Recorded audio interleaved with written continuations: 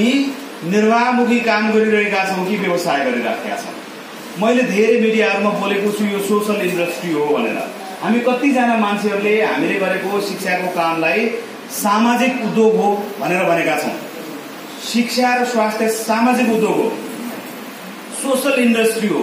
जसले मैले गरेको काम सामाजिक उद्योग हो भनेर बुझेको छैन उसले त्यो उद्योग अगाडि लान सक्दैन, अगाडि निरन्तरता दिन सक्दैन। त्यसकारणले मैले गरिरहेको काम के हो, मेरो उपस्थिति के हो, म यहाँ किन आएँ, म कति समय रहन्छु, मेरो अस्तित्व के हुन्छ, मलाई सरकारका नीतिहरूले कहाँ प्रभाव पार्छ, मलाई चाहिँ समाजको आफ्नो नीति हुन्छ, समाजको आफ्नै चरित्र हुन्छ, समाजको आफ्नै सिद्धान्त हुन्छ, त्यसले मलाई कहाँ प्रभाव पार्छ। बदलिदो परिस्थिति र यो आधुनिक तर्फ बढ्दै गरेको यो युग र विश्वव्यापीकरण जसलाई हामी ग्लोबलाइजेसन भन्छौं त्यसले हामीलाई कहाँनिर प्रभाव पार्छ भनेर हामी दिनको आधा घण्टा पनि भोत्लिँदैनौं भने हामी यो सामाजिक उद्योगमा धेरै लामो समय टिक्न सक्दैनौं। त्यसकारणले यसका केही नियमहरू हुन्छन्, यसका केही सिद्धान्तहरू हुन्छन्, त्यसका बारेमा हामीले जान्न जरुरी छ। म मित्रहरूलाई के भन्छु भने हामी जुन पेशा र व्यवसायमा हामी लागिरहेका छौं, काम गरिरहेका छौं, यसका बारेमा धेरै प्रश्नहरू उठिरहन्छन्, समय समयमा उठिरहन्छन्। ती प्रश्नहरू उठ्नु स्वाभाविक हो। किन स्वाभाविक हो भने विकास क्रममा परिस्थिति र परिवेश बदलिन्छ। बदलिदो परिस्थितिमा हामी जान सक्यौं कि सकेनौं त्यो कुरा इम्पोर्टेन्ट छ, त्यो कुरा हामीले बुझ्न जरुरी छ।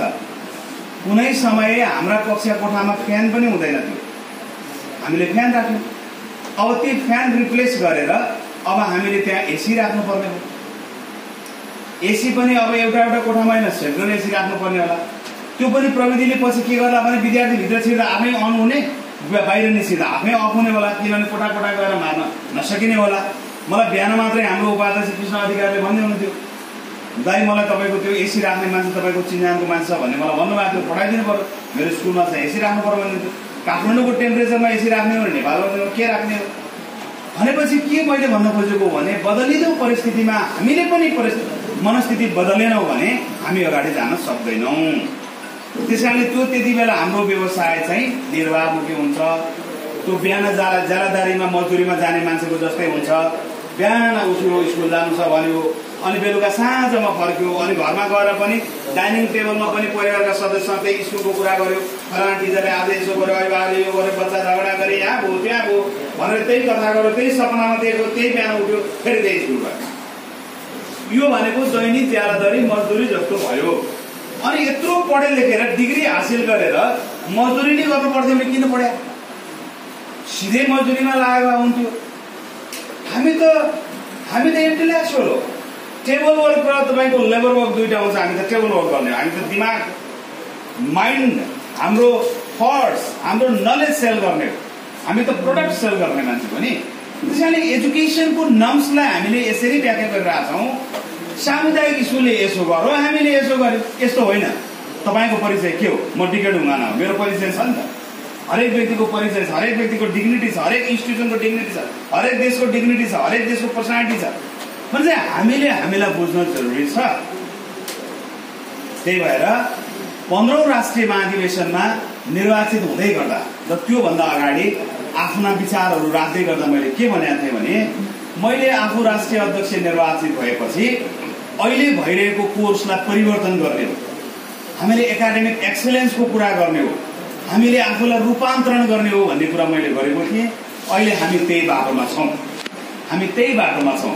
अहिले हामी 100 दिन प्लस भयो हामी निर्वाचित भएको र यो 100 दिनमा हामीले एकदमै धेरै ठूलो प्लानिङ गरेका छौं। यसको रिजल्ट केही दिनमा, केही वर्षमा र हाम्रो कार्यकाल सकिएपछि पनि देखिन्छ। अहिले तत्काल आजको आज ट्याक देखिँदैन। तपाईले पनि स्कुलमा 1 वर्षभरि गरेको परिणाम सेसनको अन्त्य भएपछि तपाईका बच्चा कति ड्रप हुन्छन्, कति नयाँ आउँछन्, प्यारेन्ट्सले तपाईलाई कति स्याबासी दिन्छन् भन्ने कुराले तय गरे जस्तै हाम्रो रिजल्ट पनि केही समय लाग्छ। त्यो रिजल्ट आउँदा मिठो रिजल्ट आउँछ। एकाडेमिक एक्सिलेन्सको सुरुवात कसरी गर्ने भन्दा मैले के भनेको थिएँ, मैले राष्ट्रिय महाधिवेशनको हलमा मैले एउटा पावर पोइन्ट प्रेजेन्ट गरेर भनेको थिएँ हामी टिचर्स डेभलपमेन्ट गर्छौँ भनेको थिएँ। अचम्मको कुरा, मलाई केही फाउन्डर साथीहरूले सोध्नुभयो, होइन लगानी बढाउँछौँ भन्नु भएन, नीति बदल्छौँ भन्नु भएन, शिक्षक बनाउँछौँ भन्नुभयो। तपाईँ त गजबको कुरा गर्नुभयो, के कुरा गरे भन्नुभयो। अनि मैले भने अहिले सरकारलाई 55,000 शिक्षक चाहिएको छ, अर्थ मन्त्रालयले स्वीकृत गरेन, अहिले बिल पनि पास भएन, शिक्षा नीति पनि पास भएन। यदि 55,000 शिक्षक रिक्रुट गर्ने नोटिस आयो भने कसका शिक्षक जान्छ? कसका शिक्षक जान्छ? तपाईँ हाम्रामा भएका अब्बल शिक्षक जाने होइन, समाजमा भएका अब्बल मान्छे सेलेक्ट हुने होइन, परीक्षामा पास हुने होइन। त्यसो भइसक्यो भने त्यो 55,000 शिक्षकहरू सामुदायिक विद्यालयमा प्रवेश गर्दै रहँदाखेरि हामीसँगको प्रतिस्पर्धा हुन्छ कि हामीले उनलाई पछ्याउने दिन आउँछ, त्यति कुरा फोरकास्ट नगर्ने भने हामीले एजुकेसनको काम गर्नु हुँदैन।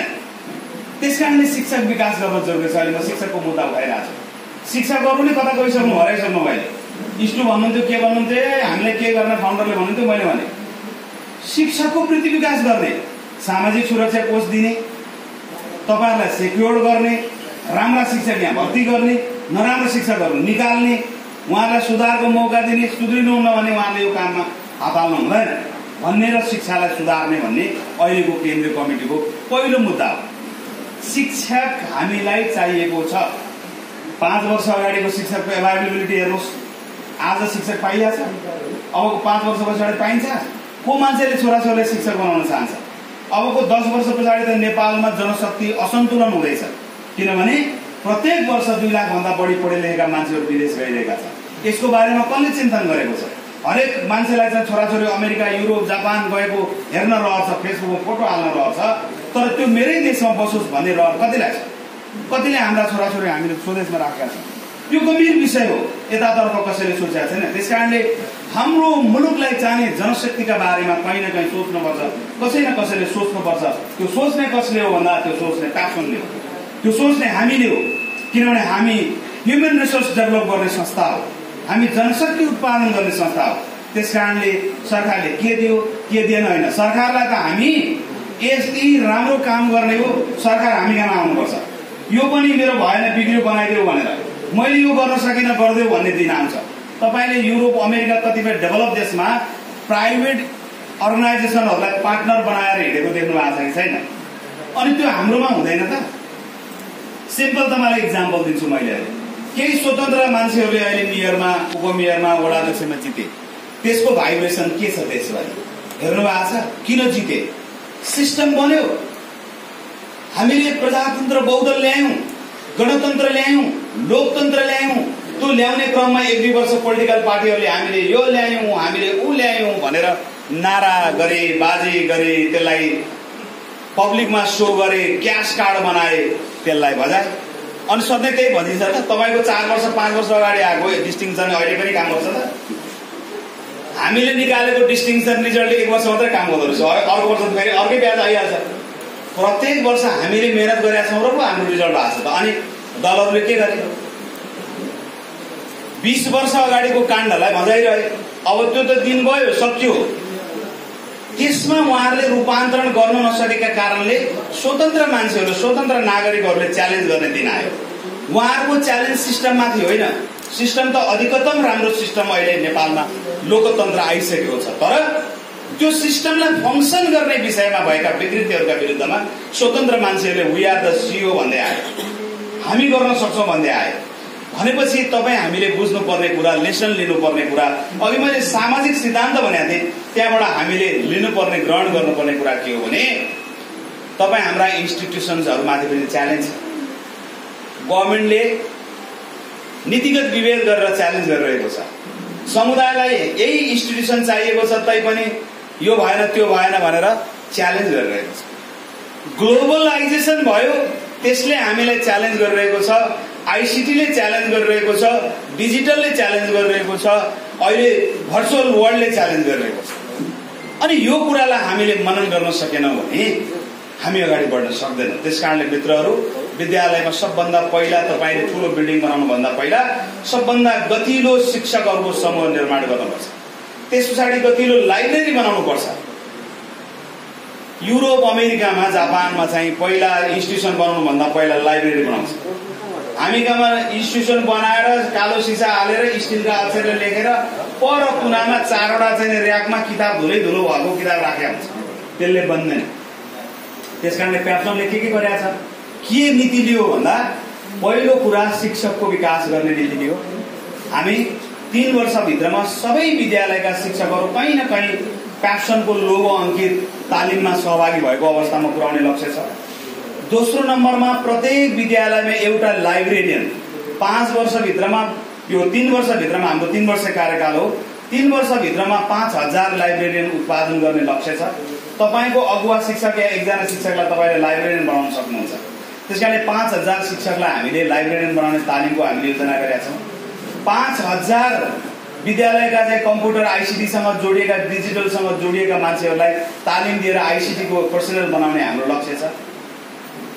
खेलकुद निजी क्षेत्रको अपरिहार्यता हो, यो हाम्रो परिचय हो। त्यसकारणले क्यानसँग, एन्फासँग, बास्केटबल एसोसिएसन जस्ता ठूला राष्ट्रिय स्तरका संस्थाहरूसँग मिलेर एकजना हामीले हाम्रो प्राज्ञ सभामा स्पोर्ट्समा नै पीएचडी गरेको व्यक्तित्वलाई हामीले सदस्य बनाइराखेका छौँ। उहाँलाई अब हामी केही दिनमा हाम्रो प्राज्ञ सभा गठन हुँदैछ र यस्ता व्यक्तित्वहरूबाट हामी चाहिँ ज्ञान लिएर चाहिँ यो एजुकेसनलाई अगाडि तब बल्ल हाम्रो स्कुलको पूर्णता हुन्छ अनि हामी बिल्डिङका कुरा, अरू फेसिलिटीका कुरा हामी जोड्न सक्छौँ। आज तपाईलाई स्कुलमा काउन्सिलर चाहिएको छ। कोभिड पछि, पोस्ट कोभिडमा विद्यार्थीहरूमा आएको रूपान्तरण हेर्नु भएको छ, हामीले हेरेका छौँ। त्यसको डिसअर्डर कस्तो छ, यो पक्षमा हामी काम गर्नुपर्छ भन्ने मलाई लाग्छ मित्रहरू। त्यसकारणले प्यासनले अहिले कोर्स बदल्न खोजेको छ, पब्लिकको माइन्डसेट बदल्न खोजेको छ। तपाईँ सबै सङ्घ संस्थाहरूसँग प्यासनले यो 100 दिनमा बसिसक्यो, सबै विद्यार्थी सङ्गठनहरूसँग बसिसक्यो। हामीले किन फी नबढाउने? एटलिस्ट राष्ट्र ब्याङ्कले प्रकाशन गरेको मुद्रास्फीतिको दर र मूल्य वृद्धि बराबरको त हामीले प्राप्त गर्नु पर्यो नि। त्यो वृद्धि गर्न हामीले त्योभन्दा बढी त भनेको छैन नि। त्यो वैधानिक कुराहरूसँग पनि हामी छलफल गर्न सक्दैनौँ भने हामीले आफैलाई कहाँ जस्टिफाई गर्यौँ त? हामीले हामीलाई पनि जजमेन्ट गर्न सकेनौँ। त्यसकारणले यो कुरामा अहिले प्यासन लागिरहेको छ र प्यासनको समग्रता कुरा के हो भने 2 खर्ब रुपियाँ एजुकेसनको नाममा अहिले देशबाट बाहिरिएको छ, फर्मल च्यानलबाट। इन्फर्मल च्यानलको कुरा छैन। 2 खर्ब रुपियाँ हो। यो 2 खर्ब प्रति हाम्रो गभर्मेन्टलाई चाहिँ क्वेसन, मैले गभर्मेन्टको हाई लेभलको मिटिङमा यो क्वेसन गरेको छु। हाम्रो क्वेसन हो तपाईँहरूलाई भनेको छ, स्कुल एजुकेसनमा नेपाल आत्मनिर्भर छ। अहिले हाम्रो मोटामोटी 10,000 विद्यार्थीहरू मात्रै नेपाल बाहिर पढ्छन् स्कुल एजुकेसनमा, कक्षा 1 देखि 12। बाँकी हामीले यहीँभित्र त्यसको संरचना पूर्वाधार बनाइसकेका छौँ। किन त्यो पूर्वाधार चाहिँ उच्च शिक्षामा बन्न सक्दैन? किन बन्न सक्दैन? हेल्थ एन्ड साइन्समा, प्यारामेडिकलमा किन हुन सक्दैन? मेडिकलमा किन हुन सक्दैन? इन्जिनियरिङमा किन हुन सक्दैन? किन गभर्मेन्टले स्वीकृति नदिने? 30 लाखमा एउटा डाक्टर बन्छ भने गभर्मेन्ट पढाएर देखाऊ। सक्दैन भने 50 लाख लिएकोमा किन विरोध गर्छौ? किन मान्छे उचाल्छ? पोलिटिकल पार्टीले यो कुरा सोच्नु जरुरी छ। जुन कुरा सम्भव छ गरेर देखाऊ, सम्भव छैन भने पब्लिकलाई भन, प्राइभेटलाई भन, हामीलाई भन, हामी गर्छौँ। विदेशीको 2 खर्ब प्रति कसैलाई चिन्ता छैन। यो देशमा पुँजी निर्माण गर्ने मान्छेहरू, यो देशमा रोजगारी सृजना गर्नेहरूका मान्छेहरूका प्रति कटाक्ष गर्ने यो सहन सकिँदैन। त्यसकारणले यसरी बुझिनु भएन। हिजो शिक्षाको मूलधारमा शिक्षकहरू थिए, त्यतिखेर हिजो पोलिटिक्सको मूलधारमा, राजनीतिको मूलधारमा शिक्षकहरू थिए, त्यतिखेर पोलिटिक्स शुद्ध थियो। बीचमा गजाङगुजुङ भयो, को आयो म भन्न चाहन्न। फेरि यस्तो अवस्था नहोस्, राजनीतिको मूलधारमा हामी जस्ता शिक्षकहरू आउनु नपरोस्। हामीलाई त्यहाँ आउन जरुरी पनि छैन, हामी त्यो इच्छा पनि राख्दैनौँ।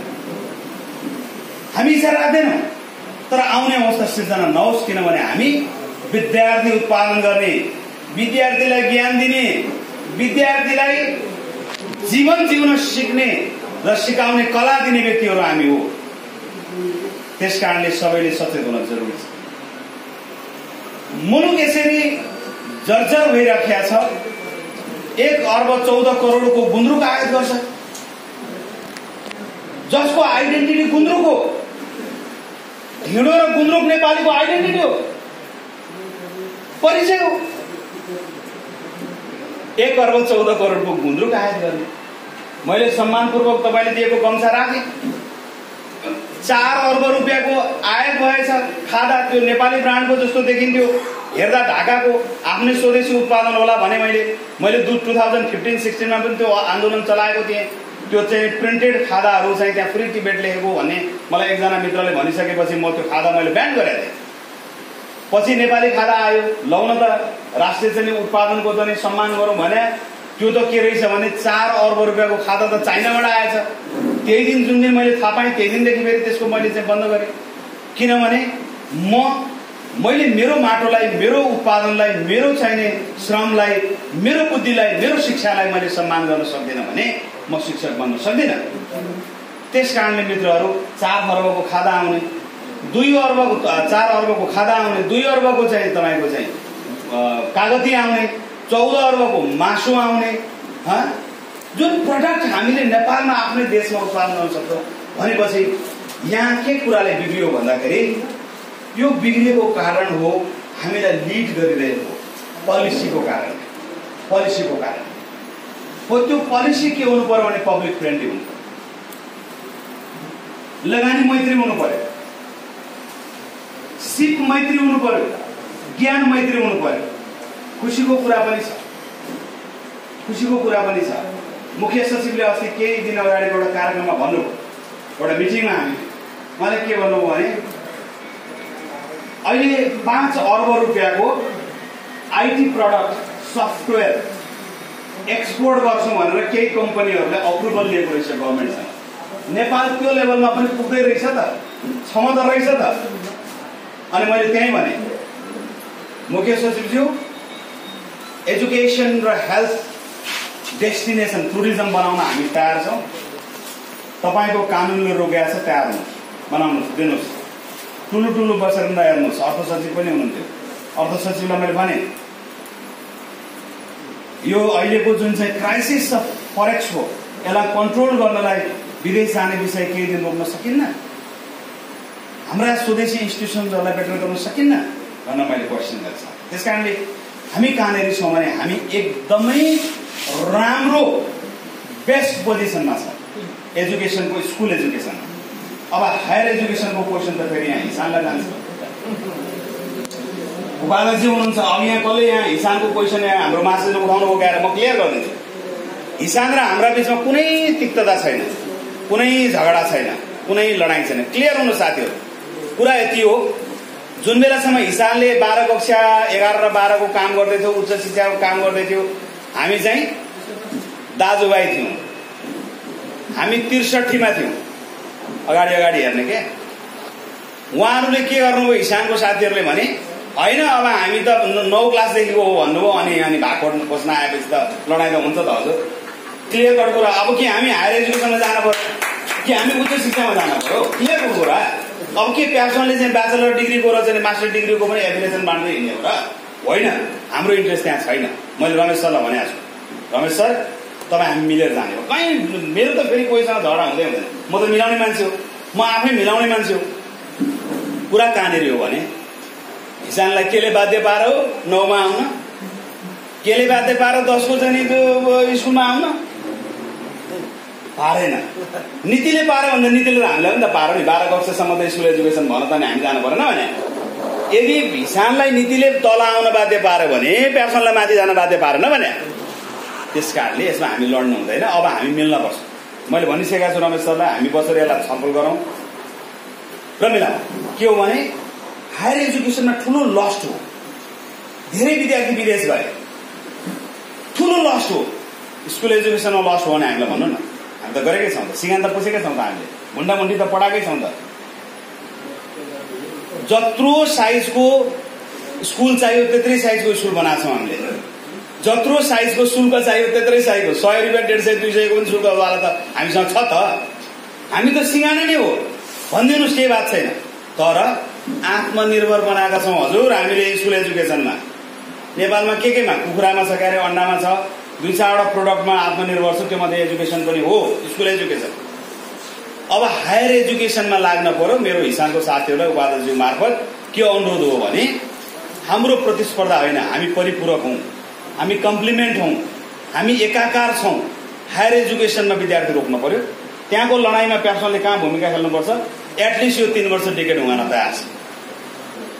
तयार छ। तपाईहरु वरि नगर्नु होला। मैले मसँग थुप्रै विद्यार्थी संगठन, टिचर्सका युनियनका साथीहरू, सांसदहरू, पूर्व मन्त्रीहरू आउनुभयो मेरो अफिसमा। अहिले प्याप्सनको अफिसमा दिनमा चाहिँ 30-35 वटा भिजिट हुन्छ। हामीलाई नि धौधौ पर्छ म्यानेज गर्न। मैले उहाँलाई भनेको छु सबभन्दा ठुलो क्रान्तिकारी मै हो। अब क्रान्तिकारी विद्यार्थी म कहाँ किन आउनु पर्यो? मै क्रान्तिकारी हो, मै क्रान्तिकारी हो। किनभने यो सबै भोगेर आएको मान्छे हो त हामी। हामीले चाहिँ पञ्चायत पनि हेर्यौं, हामीले जनयुद्ध पनि हेर्यौं, जनआन्दोलन पनि हेर्यौं, 62-63 को आन्दोलन पनि हेर्यौं, निजी स्कुलहरूलाई खेर्ने कुरा पनि सुन्यौं, बचाउने कुरा पनि सुन्यौं, बिचको कुरा पनि सुन्यौं। त्यही कानुन बनाउने ठाउँमा हामी पनि हिस्सेदार हो भन्न गइरहेको अवस्था छ त किन हामी चाहिँ अब क्रान्तिकारी होइन त? अब हामी कोहीसँग डराउनु पर्ने केही पनि कुरा छैन। त्यसकारणले मिलेर काम गरौँ भनेको छु। मैले अस्ति मैले क्वेसन गरेँ, विप्लवको चाहिँ साथीहरू आउनु भएको थियो कार्यालयमा। मैले भने के हो कुरो? 2 खर्ब रुपियाँ गएका विषयमा चुइक्क एक शब्द नबोल्ने, हामीसँगै द्रव्य प्राप्त गर्ने नि हामीलाई नि ठोक्ने, हामीलाई नि गाली गर्ने। अब यो दिन गए साथी हो भने मैले आउनु भएको थियो साथीहरू। बहुमत के बहुमतवाला अर्को क्लस्टर। अनि मैले उहाँले भन्नुभयो सर हामी एकदम बुझेका छौँ, सरले भनेको कुरामा 100% हामी स्वीकार छौँ। के हो भने हाम्रो पनि भोइस कहीँ कमजोरी भयो। विदेश जाने गएका गई छन्, पैसा गएको गई छ, स्रोत गएको गई छ। तपाईँले यहाँ पुँजी निर्माण पनि गर्नुभएको छ, रोजगारी दिनु भएको छ, तपाईँहरूप्रति कहीँ अन्याय भएको छ। विकृति र विसङ्गतिका विरुद्ध हामी बोल्ने हो, तर तपाईँले गरेको राम्रो विषयका बारेमा अब त्यस्तो कमजोरी हुँदैन भन्नुभएको छ। किनभने हामीले हिजो बुझाउन सकेनौँ, आज हामी बुझाइरहेको छ। त्यसकारणले मित्रहरू हामीले गरेको काममा गौरव गरौँ। म तपाईँहरूलाई के अनुरोध गर्छु भने कति पनि यहाँहरूले आफूलाई कमजोर नठान्नु होला। भविष्य के छ, लगानी गरौँ कि नगरौँ भन्ने तपाईँको जिज्ञासा हुनसक्छ। लगानी मस्त गर्नुहोस्, भविष्य छ। तर अघि मैले भनेको चिजमा ध्यान दिनु होला। मैले काठमाडौँ युनिभर्सिटीलाई पार्टनर बनाएको छु। अस्ति हेरिसक्नुभयो, मिडियामा आइसकेको छ। अब हाम्रो 3 वर्षको लागि पार्टनर बनाएको छ। एकातिर काठमाडौँ युनिभर्सिटीको लोगो, अर्कोतिर प्याप्सनको लोगो भएर हाम्रा टिचरलाई, स्कुल हेड टिचरलाई सारा चाहिँ हामी ट्रेनिङ गराउँछौँ। हाम्रो एउटा चाहिँ निकै ठुलो एग्रिमेन्ट भएको छ। त्यसकारणले मैले अघि भनेको कुरा यहाँले नबिर्सनु होला। भविष्य सुन्दर छ, समुन्नत छ। मात्र ध्यान दिनुपर्ने कुरा के हो भने 2 खालका स्कुल हुन्छन्। अब एकछिन पब्लिकलाई छोडिदिनुहोस्। पब्लिकमा बेसरी लगानी भइरहेछ, त्यो कुरा तपाईँ हामीले हेर्न जरुरी छ, मनन गर्न जरुरी छ, चिन्तन गर्न जरुरी छ। चिन्ताले नै होइन, चिन्तन गर्ने। प्राइभेटमा 2 खालका स्कुल हुन्छन्। एउटा अलिकति hybrid international curriculum, IPC, IB, Cambridge जस्ता करिकुलम पनि इन्ट्रोड्युस गर्ने। अर्को ब्लेन्डेड, मोडरेट, तपाईँहरूले चलाएका अलिकति modern tools and technology, pedagogy पनि त्यसमा मिसाएर ब्लेन्ड गरेर लाने इन्स्टिट्युसन्सहरू चल्छन्। त्यसलाई संस्थागत बनाउनुपर्छ। संस्थागत तपाईँ 10 दिन स्कुल छोडेर हिँड्दा पनि तपाईँको स्कुल त्यहीँ रहन्छ भने त्यो संस्थागत हुनुपर्छ। त्यो गर्नको लागि स्टेक होल्डर सेक्युर्ड हुनु पर्यो। विद्यार्थी र अभिभावक तपाईँप्रति हुनु पर्यो। यो स्कुल मेरो समुदायको लागि चाहिन्छ भन्ने उसले भन्न पर्यो, मैले भन्नु हुँदैन। यो लेभलमा हामीले काम गर्न जरुरी छ। यसका लागि प्याप्सनले लिडरहरूलाई ट्रेनिङ गराउँदैछ, प्याप्सन लिडरलाई ट्रेनिङ गराउँदैछ, स्कुल लिडरलाई ट्रेनिङ गराउँदैछ र शिक्षकलाई ट्रेनिङ गराउँदैछ। इन्भेस्टमेन्ट कसको? तपाईँहरूको। अब खल्ती तयार गर्नुहोस्। तपाईँले टिचरलाई कति खर्च गर्नुहुन्छ प्रति वर्ष ट्रेनिङ गराउनलाई? हिसाब लाउनुहोस् साथीहरू। हुँदैन। ह्युमन रिसोर्समा कोका कोलाले कति गर्छ, पेप्सीले कति गर्छ, एउटा चाहिँ साबुन नुहाउने साबुन बनाउने कम्पनीले उसको एचआर डेभलपमेन्टमा कति खर्च गर्छ, यसो रिसर्च पेपरहरू हेर्नु पर्यो क्या। अनि बल्ल हामी त्यो लेभलमा जान्छौँ। कुनै पनि इन्स्टिट्युसनको बारेमा चाहिँ रिजल्टको पनि हल्ला छैन, पढाइको पनि हल्ला छैन, तर उसकोमा 3 वर्ष अगाडि सिट प्याक हुन्छ। किन? के कारणले? त्यसो पनि अध्ययन गर्नु पर्यो। होइन मेरो त गाउँमा स्कुल छ, कहाँ हुन्छ भनेर अध्यक्षले त्यो भाषण भनेर हुन्छ, मलाई कम गाह्रो छ स्कुल गाउँमा स्कुल चलाउन भन्ने तपाईँको मनमा होला। सबभन्दा त अहिले गाउँमै हुन्छ। अलिकति मिठो खाना पर्यो भने गाउँमा कति किलोमिटर बाहिर लानुहुन्छ तपाईँहरूले? ढकेरी पुर्याउनुहुन्छ। उता चाहिँ के गाउँ पुर्याउनुहुन्छ? त्यहाँ मिठो खानालाई, मसिनो खानालाई, अलिक लोकल खानालाई, अलिक क्वालिटीको खानालाई। किन स्कुल चाहिँ हुँदैन गाउँमा? तपाईँले आफ्नो वार्डमा बस्ने मान्छेहरूको फिनान्सियल स्ट्याटस चेक गर्नु भएको छ, डेटा निकाल्नु भएको छ। कतिजना वैदेशिक रोजगारीमा छन्, कतिजना सरकारी अड्डामा काम गर्छन्, कति प्राइभेटमा काम गर्छन्, कति कृषिमा छन्, कति स्वरोजगारमा छन्, कति एन्टरप्रेनर हुन्। पहिले हामीले निकालेका छौँ अनि हामी भन्ने छौँ कहाँ हुन्छ, प्यारेन्ट्सले पैसै तिर्न सकिँदैनन्, हामी लिनै सक्दैनौँ। तपाईँले अर्काले तिर्न सक्ने नसक्ने कुरा डिसाइड गर्नु तपाईँ को? अर्काको खल्तीको विषय हिसाब गर्ने मान्छे तपाईँ को? उसैलाई गर्न दिनु न हिसाब। तपाईँको मूल्य निर्धारण गर्नु कति हो, किन हो, फेरि मैले लिएको मूल्य किन हो, के को लागि हो? एउटा बच्चाको 3000 फी भनिदिनु हो नर्सरीको, अथवा 10 कक्षाको 3000 भनिदिनु हो। 3000 किन? 31 सय किन होइन, 29 सय किन होइन, किन 3000? जस्टिफाई हुनु पर्यो। त्यो जस्टिफाई हुनलाई त्यहाँभित्रको सम्पूर्ण संरचनामा तपाईँको फाइनान्सलाई सेट गर्नु पर्यो, बजेटिङ हुनु पर्यो। यसो भइसकेपछि हामी ढुक्कले चल्न सक्छौँ। हाम्रो चाहिँ इन्स्टिट्युसनको 50 वर्षको नै आयु नहुने, हाम्रा छिमेकी मुलुक पढ्दै चाहिँ 200 वर्ष 400 वर्षको हिस्ट्री छ इन्स्टिट्युसनको। हाम्रो चाहिँ 1 जेनेरेसन हो। बाउले सुरु गरेको, बाउ जीर्ण भयो, बुढो भयो, अब छोराले गर्दैन, छोरा त अस्ट्रेलिया पुगिसक्यो, छोरीले के होला कि भनेर छोरी पनि अमेरिका पुगिसक्यो। भाइ भतिजा भान्जा भान्जीलाई मतलब कुरा भएन, अनि स्कुल बन्द। अनि त्यो बिचाराले सर्टिफिकेट चाहिँ उहिले चाहिँ पुरा डिस्टिङसन ल्याएको, मेडल लगाएको, माला लगाएको, सेलिब्रेसन गरेको फोटो हेर्ने, अनि उसलाई एउटा सर्टिफिकेटको जेरक्स चाहियो भने कहाँ जाने? त्यस्तो इन्स्टिट्युसन बनाउन खोज्या हो र हामीले? होइन। त्यस कारणले प्याप्सनले के भन्यो भने यदि सकिन्न भने मर्ज गरौँ। मर्ज गर्दाखेरि कानुनी अडचनहरू छन्। सरकारसँग हामीले भन्यौँ लिगल मिलाउने, मन्त्रीजीसँग बसेर कुरा हो मिलाउने, उद्योग सचिवसँग बसेर मैले कुरा गरेँ मिलाउने, कम्पनीको कुरा मिलाउने कुरा भएको छ। तपाईँहरू प्रपोजल ल्याउनुहोस् त्यसो छ भने। हामीले त अझ के भन्यौँ, कतिपय स्कुलले हामीलाई के भन्नु भने हामी गभर्मेन्टसँग मर्ज भयो भने के हुन्छ? हामीले भने तपाईँले दिनुहोस् न हामीलाई पैसा। यहाँ त कस्तो रहेछ भने प्राइभेटमा पनि ल मर्ज गर्ने गभर्मेन्टले राष्ट्रियकरण गर्यो भने बहुत लिमिटेड स्कुलहरूले क्षतिपूर्ति माग्ने रहेछ क्या। मलाई क्षतिपूर्ति देऊ भनेर, बाँकीले त हामीलाई जागिर देऊ भन्ने रहेछ। अनि कहाँ उद्योग भयो त? कम्ती स्कुलहरूले चाहिँ मलाई क्षतिपूर्ति ल्याऊ भन्ने रहेछ, धेरैले मलाई त्यहाँ जागिर देऊ भन्ने रहेछ। त्यस कारणले इन्ट्रेस्ट नमिल्न सक्छ। इन्ट्रेस्ट मिलाउने ठाउँमा आउनु पर्यो, बदलिनु पर्यो, परिवर्तन हुनु पर्यो। तपाईँले नेपालगञ्जमा म यहाँ आउँदा हेर्दै के 10-12 वर्ष भयो निरन्तर आएको छु, वर्षमा 10 चोटि आउँछु। 10 वर्ष अगाडि मेरो मित्र हुनुहुन्छ मुकुट ढकाल, कतिपयले तपाईँ चिन्नु पनि हुन्छ। पहिला म पब्लिकेसन बिजनेसमा हुनुहुन्थ्यो, लाइन्स इन्टरनेसनलको उहाँ छ भनेर गभर्नर पनि। उहाँले मलाई जग्गा किन्नु सर भन्नुहुन्थ्यो, शशी नाम पनि हुन्छ। ए जोडिनु जोडिनु, यता आइरहनुहुन्छ अलिअलि जोडौँ न भन्नुहुन्थ्यो। त्यो 2-3 लाखमै पाइन्थ्यो क्या कट्ठामा। अब अस्ति नै मैले एकचोटि मुकुट सरलाई डराइ भने सर त्यो नभनौँ तपाईँ ढल्नुहुन्छ भन्नुहुन्थ्यो क्या। कति पुग्यो होला भनेको नगरौँ भन्नु, कुरा नगरौँ भन्नु। अनि तपाईँले चर्चिरहेको जग्गा हिजो 50,000को थियो, लाख रुपियाँ थियो, आज धुरको 5 लाख भइसक्यो। त्यो कट्ठामा होइन धुरमा गइसक्यो। अनि त्यसले चाहिँ भ्यालु एड गर्ने, अनि आफ्नो इन्स्टिट्युसनले भ्यालु एड गर्नु पर्दैन, आफ्नो इन्स्टिट्युसनको चाहिँ भ्यालु एड हुनु पर्दैन। त्यस कारणले भ्यालु एड गरौँ, हाम्रो इन्स्टिट्युसनको पनि भ्यालु एड गरौँ, पब्लिकमा सेलेबल बनाऊ, क्रेडिबल बनाऊ। हामी बजारमा बिक्न पर्यो, हाम्रो भोइस बिक्न पर्यो, हाम्रो ब्यानर बिक्न पर्यो, मान्छेले मन पराउनु पर्यो। यति कुरा मैले राखेर म अब अन्ततिर आएँ। अब सरकारी नीतिको कुरा अघि हाम्रो गैरे सरले उठाउनु भएको थियो, मिठो कुरा उठाउनु भएको थियो, सरले अघि कुरा उठाउनु भएको थियो। यो हाम्रो कमजोरी हो। सरकारको नेचर के हो भने, सरकारको नेचर भनेको उसले डेभलप गरेका प्रडक्टहरूमाथि बढी ध्यान केन्द्रित गर्नु उसको नेचर हो। हामीलाई नहेर्नु स्वाभाविक कुरा हो, तर हामीले आफूलाई पनि फोकसमा पार्न नसक्नु हाम्रो कमजोरी हो। त्यस कारण अहिले हामीले फोकसमा पारिरहेका छौँ। मुख्य सचिवले भन्नुभयो तपाईँहरू सरकारको पार्टनर हो भन्नुभएको छ। पार्टनर, अब हामी तपाईँहरूको सहयोगी हो पनि के होइन, सहयोगी होइन पार्टनर। मैले हिजो कहाँ भन्दै थिएँ 200 जनालाई रोजगारी दिएको छु मैले। मेरो एउटा इन्स्टिट्युसनले 200 मान्छे पालेको छ। त्यो पनि गभर्मेन्टले भनेको न्यूनतम पूर्वाधार पुरा गरेर, नेपाल सरकारले भनेको न्यूनतम जे उसले तोकेको छ मापदण्ड पुरा गरेर मैले रोजगारी दिएको छु भनेपछि मैले किन रिकग्नेसन हुन नपाउने? मैले CIP कार्ड किन नपाउने? कमर्सियली इम्पोर्टेन्ट भन्ने कार्ड मलाई गभर्मेन्टले जेनेरेट गर्ने कि नगर्ने? अनि किन विदेशी लगानी आकर्षित गर्न चाहिँ बोर्डै गठन गर्ने अनि हामीलाई आकर्षण गर्न चाहिँ नसक्ने हो? त्यस कारणले हामी फोकस थिएन, अहिले हामी फोकस गरिराखेका छौँ। त्यस कारण तपाईँ ढोकाउनुहोस्। केन्द्रीय प्याप्सनले नीतिगत एजेन्डामा आफ्नो भोइस सम्बन्धित ठाउँमा पुर्याएको छ र हामी यसलाई चाहिँ क्लियर गर्छौँ। साना साना कुराहरूमा प्रतिस्पर्धी बन्नुहुन्न साथीहरू।